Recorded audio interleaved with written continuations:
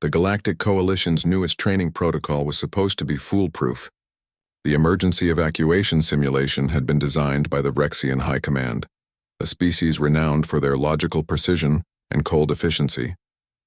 Every participating species, the crystalline Korath, the insectoid Zithkar, the aquatic Pelin, and 47 others, had sent their finest candidates to prove their worthiness for the Coalition's elite rescue corps. Mira Chen stood in the staging area, her human frame dwarfed by most of the other candidates. At 28, she was one of the youngest participants and certainly the only one from a species still considered probationary within the Coalition. Earth had only made first contact 6 years ago, and many of the older species still viewed humans with skepticism. The simulation began without warning. Alarms shrieked through the massive training facility as holographic flames erupted across the walls. The scenario was brutal in its simplicity. A colony ship had suffered catastrophic damage. All personnel had exactly 4 minutes to reach the evacuation pods before the vessel's core breach would kill everyone aboard. Mira's heart hammered as she sprinted down the corridor with the others. The simulation was visceral. Heat poured from the false fires, smoke stung her eyes, and the floor shuddered beneath her feet. She could see the evacuation pods ahead, their doors already sliding open. Then she heard it, a high-pitched wailing, barely audible above the chaos. Mira skidded to a halt, her head whipping toward the sound. Through the smoke, she spotted a small figure huddled against the wall, a Pelin juvenile no more than 2 feet tall, its translucent skin shimmering with terror. Tivy. She heard someone shout, probably the cub's parent, but when Mira looked back, she saw the Pelin adult disappearing into an evacuation pod. The doors were closing. 3 minutes remained. Around her, other candidates rushed past, their faces set with grim determination. A Korath officer actually stepped over Tivy without breaking stride, its crystalline legs moving in perfect mechanical rhythm. The Zithkar clicked and chittered to each other as they efficiently filed into the pods. Mira's tactical training screamed at her, "You can't save everyone." The mission parameters are clear. Evacuate or die, but something deeper, something fundamentally human overrode every logical thought. She ran to Tivy, scooping the trembling cub into her arms.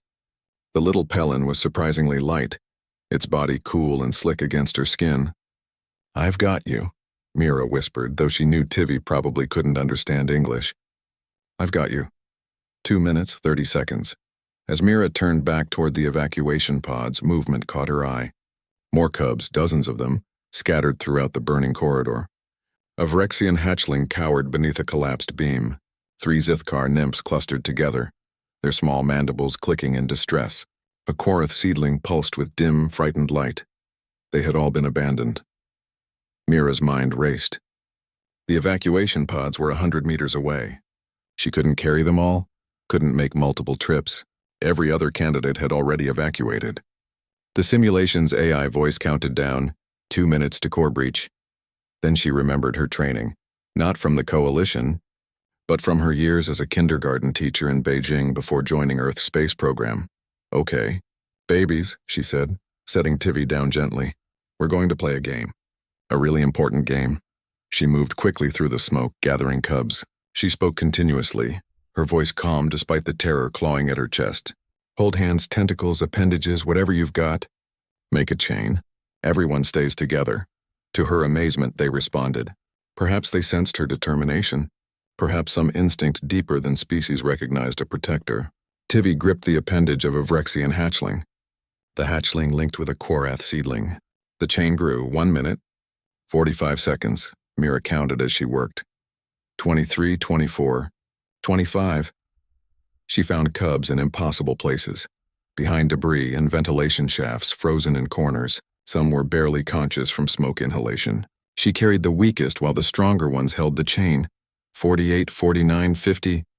The heat was unbearable now. Her uniform was soaked with sweat. Blisters formed on her hands where she'd grabbed heated metal, but she kept moving, kept counting, kept gathering.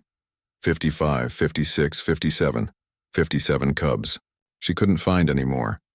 45 seconds remained. The evacuation pods were gone, all launched according to protocol. But Mira noticed something the others had missed. an emergency maintenance airlock designed for exactly this kind of catastrophic scenario. It was smaller, meant for station repairs, but it would work. "Run," she shouted, pulling the chain of cubs behind her. "Run, run, run!" They moved as one organism, a desperate line of different species united by terror and trust. Mira reached the airlock with 20 seconds to spare. She shoved cubs through the opening, counting each one as they tumbled into the safety pod beyond. Tivy was last. The little Pelin looked back at her with huge dark eyes. "Go," Mira commanded, pushing Tivy through. She dove through the airlock as the countdown reached 3. The door sealed. The pod launched. Through the viewport, Mira watched the simulated ship explode in a brilliant cascade of light. Then the simulation ended. The holographic flames vanished, replaced by the sterile white walls of the training facility. Silence. Mira sat on the floor of the emergency pod, surrounded by 57 cubs from 57 different species. They clung to her, their various forms of crying creating a strange symphony. She held as many as her arms could accommodate, rocking slowly. The pod door opened. Every instructor, every candidate, every observer stood outside, staring. The Vrexian commander approached, her scaled face unreadable. "Candidate Chen," she said slowly, "you failed the evacuation protocol. You missed the designated escape pods. Your survival probability dropped to 0.03%. Mira lifted her chin, still holding Tivy. "Yes, ma'am. You also," the commander continued. And something shifted in her expression, something that might have been wonder, save 57 juveniles that every other candidate abandoned as acceptable losses. A Quarath instructor spoke, his crystalline voice chiming. "In our species' history, no one has ever prioritized non-adults in evacuation scenarios. They are replaceable." Mira felt sick. She looked around at the adult aliens, saw the same calculation in their eyes. Efficient, logical, cold. "They're children," she said quietly. "They're just children." The Vrexian commander was silent for a long moment. Then she did something unprecedented. She knelt beside Mira, reaching out to gently touch Tivy's small head. "Perhaps," she said softly, "humanity has something to teach the Coalition after all." Mira Chen became the first human to graduate top of her class from the Coalition's Rescue Corps. And the protocols changed, because sometimes the newest species reminds the old ones what it truly means to be civilized.